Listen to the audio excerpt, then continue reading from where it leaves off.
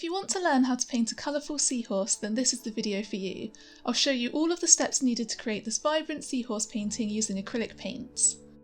There's also a full-length tutorial available over on my Patreon, so if you'd like to follow along in real time with detailed step-by-step instructions, you can join me on Patreon and get instant access to all of my full-length art tutorials. To start, we can paint the background. To mimic the ocean, paint a gradient from light turquoise at the top to deep blue at the bottom. You can paint this as a smooth gradient like I am in this first layer. I have another video showing you the best ways to blend acrylic gradients, which I'll link to below. Alternatively, you can create a more textured background with thicker brush strokes, which is what I decided to do. To achieve this effect, use the same shades of blue and turquoise and apply the paint with a large brush, following the same gradient as before but trying not to overblend it. I also added some colourful splatters to my background, which is completely optional but really fun.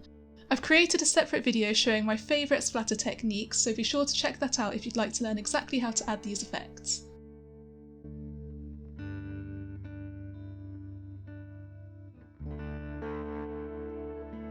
Now we can start painting the seahorse. I wanted my painting to be really vibrant, so I mixed up some bright shades of yellow, orange and pink. If you'd like to use the exact same colours as me, I list all of the paints and colour mixes in the full-length tutorial.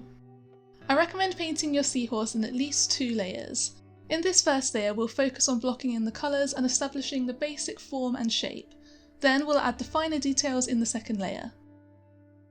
To mimic the effect of sunlight, I'm using warm yellows and oranges near the top of the seahorse, then gradually transitioning into pink shades as I move down the body. However, you can use any colour scheme you like. One of the things I love most about painting underwater animals is how playful and creative you can be with the colours. In this first layer we can block in some of the main features and shapes of the seahorse, such as the ridges running down the body. Don't worry too much about making these details neat, as we'll refine them later on. The main focus of this layer is to establish the basic colours and shapes. I always recommend looking at reference images when painting animals, so make sure you have some seahorse photos to work from. I've uploaded the reference image that I used for this painting to the full-length tutorial, so you can download it if you'd like to paint from the same image. Continue filling in the first layer of your seahorse, adding shadows and highlights to create form and dimension. You can then finish by roughly marking in the vertical ridges along the body.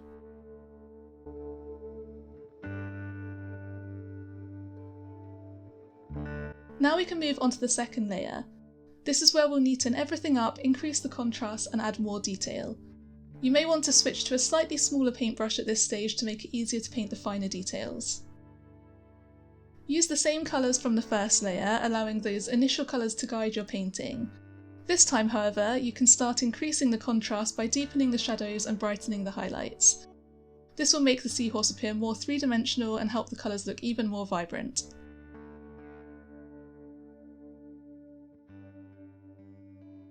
We can also thicken some of the paint at the points where the ridges overlap to bring them forward and emphasise the shape and texture of the seahorse. Continue to paint the second layer, refining the details and cleaning up any rough areas. You'll really start to see the painting come together at this stage.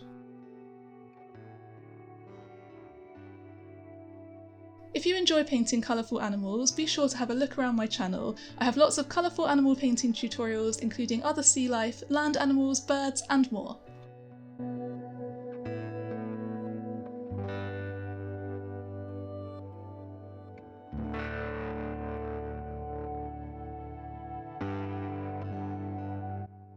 Next, we can paint the eye. You can paint the eye at any stage, but I find that it helps to know the surrounding colours first.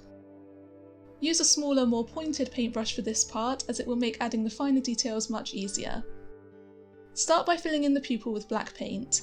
Then paint the colours around the eye, using lighter colours at the top and darker colours at the bottom to create a spherical shape.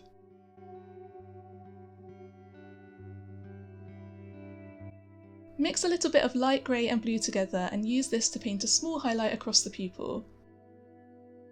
Then use a fine paintbrush to add some tiny dots around the eye to create texture. We can then use the same small paintbrush to add tiny dots across the entire seahorse. This is a really simple way to add texture and detail. Use a shade of paint that is slightly lighter than the area you're painting onto. For example, light yellow over orange, light orange over pink, and so on. Continue adding these dots over the whole seahorse. It's a small detail, but it really brings the painting to life.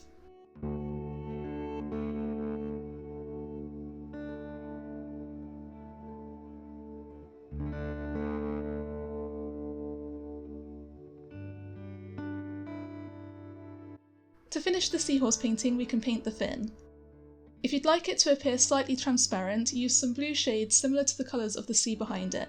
Then layer the lighter colours of the fin over the top. I hope this video was helpful, and I hope you enjoy painting your own colourful seahorse. Don't forget to check out the full-length tutorial on Patreon if you'd like to learn this painting in even more detail. Thanks for watching!